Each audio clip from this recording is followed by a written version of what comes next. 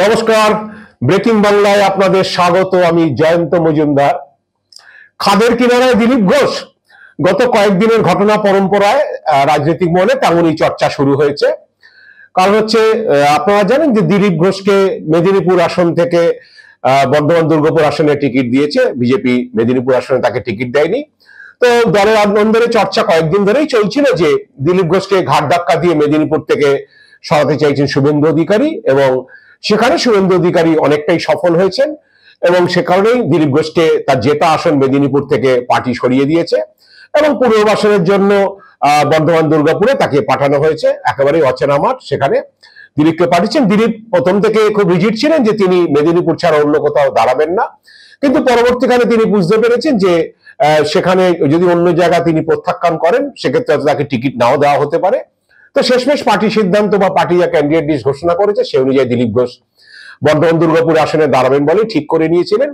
তো শুভেন্দুর এই ঘাট ধাক্কা, মানে দলের অন্দরে যা চর্চা, ঘাট ধাক্কা খেয়েও দিলীপ ঘোষ হজম করছিলেন, কিন্তু তার কিছু উপায় ছিল না।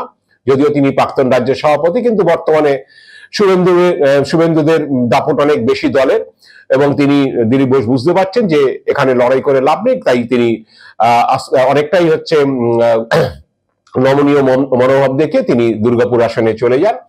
তো সোমবার দিন তিনি দুর্গাপুরে গিয়েছিলেন, বা সেই আসনে গিয়েছিলেন। দোলের দিন তিনি যান বর্ধমানে, এবং মঙ্গলবার দিন সকালবেলা দিলীপ ঘোষ দলীয় কর্মীদের নিয়ে যে মর্নিং ওয়াক এবং তারপরে যে চা চক্র হয়, সেই রকম চা চক্রে ছিলেন, যেটা দিলীপ ঘোষের অনেক পুরনো অভ্যাস। তিনি কলকাতা থাকতেও করেছেন বা খড়গপুরেও করেছেন, মেদিনীপুর আসনেও করেছেন। অনেক জায়গাতে কর্মীদের নিয়ে সকালে চা চক্র বা মর্নিং ওয়াক, তারপরে সাংবাদিকদের সম্পর্কে সামনে কিছু তিনি বলেন বিভিন্ন ইস্যু নিয়ে। তো মঙ্গলবার সকালে চা চক্রের পরে বা মর্নিং ওয়াকের পরে হচ্ছে দিলীপ ঘোষকে যখন সাংবাদিকরা বিভিন্ন বিষয়ে কীর্তি আজাদকে নিয়ে, তার প্রতিদ্বন্দ্বী তৃণমূল প্রার্থী এসব নিয়ে প্রশ্ন করেন, তখন দিলীপ ঘোষ এই বিভিন্ন প্রশ্নের উত্তর দিতে দিতে মুখ্যমন্ত্রী মমতা বন্দ্যোপাধ্যায় সম্পর্কে কুরুচিকর মন্তব্য করে বসেন। এবং সেই কুরুচিকর মন্তব্য করতে গিয়ে তিনি বলেন যে মমতা যে বাংলার মেয়ে ব্যাপার না, উনি তো গোয়াতে গিয়ে বলেন গোয়ার মেয়ে, ত্রিপুরাতে গিয়ে বলেন ত্রিপুরার মেয়ে। আগে বাপ তো ঠিক করুন, তারপরে কার মেয়ে হবেন ঠিক করবেন। তো এই ধরনের কথা বলাতে একটা বিতর্ক তৈরি হয়েছে। দিলীপ ঘোষ এক্স্যাক্টলি কি বলেছে আমরা একটু শুনে নেব। দিদি গিয়ে গোয়াতে বলেন আমি গোয়ার মেয়ে, ত্রিপুরায় আমি ত্রিপুরার মেয়ে, মানে বাপ তো ঠিক করুন, যাত্রার মেয়ে হওয়া ঠিক নয়।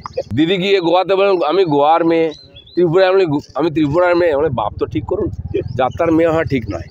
তো দিলীপের এই বক্তব্যের পরেই হচ্ছে সমালোচনার ঝড় ওঠে। তৃণমূলের পক্ষ থেকে তীব্র প্রতিবাদ করা হয়, সমালোচনা করা হয় দিলীপ ঘোষের নামে, এবং তৃণমূল থেকে বলা হয় যে দুর্গাপুর বর্ধমানের মানুষই ঠিক করবেন যে তারা বিজেপি কোন প্রার্থীকে এখানে দাঁড় করেছে এবং তারা তাকে ভোট দেবেন কিনা। এবং এক সঙ্গে বিজেপি মহিলাদের অসম্মান করে। দিলীপ ঘোষের মতো প্রাক্তন রাজ্য সভাপতি বা বর্তমানে তিনি লোকসভার প্রার্থী, তার মুখের যে ভাষা মুখ্যমন্ত্রীকে নিয়ে বা বাংলা দেশের একমাত্র মহিলা মুখ্যমন্ত্রীকে নিয়ে যে তার কুরুচিকর ভাষা, সেই ভাষা প্রয়োগ নিয়ে তারা সমালোচনা করে তৃণমূল, এবং বলে যে বিজেপি যে মহিলাদের সম্মান করে না, এখান থেকেই পরিষ্কার। যতই তারা মহিলাদের সম্মানের কথা বলুন, দিলীপ ঘোষের বক্তব্য নিয়ে তীব্র প্রতিবাদের ঝড় ওঠে। তো তারা ঠিক করে যে পরবর্তীকালে তারা নির্বাচন কমিশনের কাছেও তারা জানাবেন, কারণ যেহেতু নির্বাচন আচরণবিধি চালু হয়ে গেছে।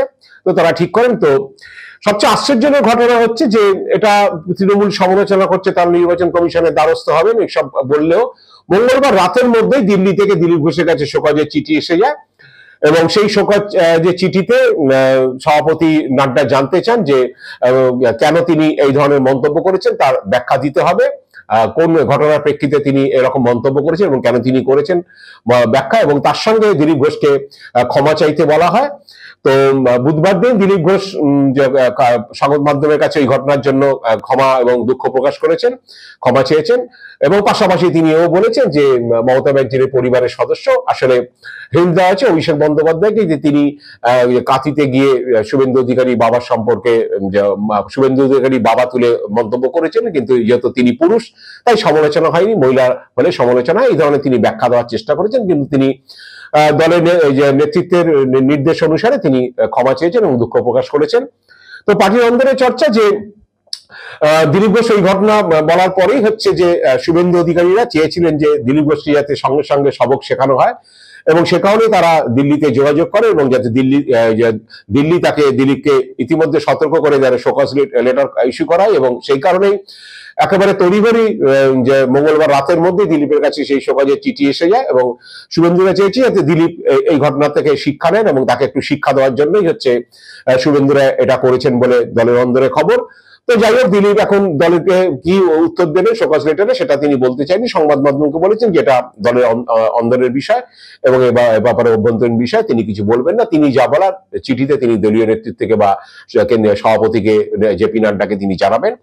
তো পরবর্তীকালে বুধবার তিনি ক্ষমা চাইলেও হচ্ছে তৃণমূল নেতৃত্ব বা নির্বাচন কমিশনে গিয়ে দিলীপের নামে অভিযোগ দায়ের করেন এবং বিকেল বেলাতেই দিলীপকে কমিশন থেকে নোটিশ দেওয়ানো হয় এবং তাকে বলা হয় যে বৃহস্পতিবার বিকেল 5টার মধ্যে তাকে জবাব দিতে হবে যে ঘটনা ঘটেছে তার সাপেক্ষে।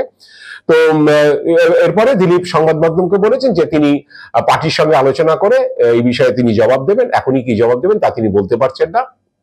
তো এখন দিলীপকে নিয়ে প্রশ্ন যে দিলীপের এই পরপর ঘটনা, তাকে মেদিনীপুর থেকে ঘাট ধাক্কা দিয়ে দুর্গাপুরে পাঠানো, তারপরে মমতা বন্দ্যোপাধ্যায়কে নিয়ে কুরুচিকর মন্তব্য এবং সঙ্গে সঙ্গে কেন্দ্রীয় নেতৃত্বের কড়া পদক্ষেপ এবং সেই দিনই তাকে শোকজ লেটার দিয়ে হচ্ছে ক্ষমা চাওয়ার জন্য নির্দেশ দেওয়া এবং নির্বাচন কমিশনের নোটিশ পাওয়া, সবে মিলে দিলীপ একেবারে খাদের কিনারায় চলে গিয়েছেন। কারণ বিজেপির অনেকেই মনে করছেন যে দিলীপ ঘোষ মুখ্যমন্ত্রীকে নিয়ে যে মন্তব্য করেছেন তাতে বিজেপির অনেকটাই ড্যামেজ করে দিয়েছেন। কারণ বিজেপি এবার লোকসভা ভোটে বাংলায় সন্দেশখালী ইস্যু নিয়ে বা নারী নির্যাতন, নারীদের বিষয় নিয়ে তারা এটাকে ইস্যু করতে চেয়েছিল সন্দেশখালীকে। কারণ বিজেপি খুব ভালো জানে যে আমাদের রাজ্যে যে তৃণমূলের একটা ভোট ব্যাংক হচ্ছে মহিলা ভোট ব্যাংক, মমতা বন্দ্যোপাধ্যায় একটা বড় মহিলা ভোট ব্যাংক রয়েছে এবং মহিলাদের একটা বৃহৎ অংশের ভোট মুখ্যমন্ত্রী বা মমতা বন্দ্যোপাধ্যায় বা তৃণমূল পাওয়ার জন্য হচ্ছে তৃণমূল এখানে ভালো রেজাল্ট করে। সেই মহিলা ভোট ব্যাংককে ভাঙার তাগিদেই হচ্ছে বিজেপি কিছু কৌশল নিয়েছিল এবং সে কারণে তারা সন্দেশখালীকে ইস্যু করার চেষ্টা করে যে সন্দেশখালী নারী নির্যাতনকে তারা শুধু সন্দেশখালীতে নয় বা বসিরহাটে নয়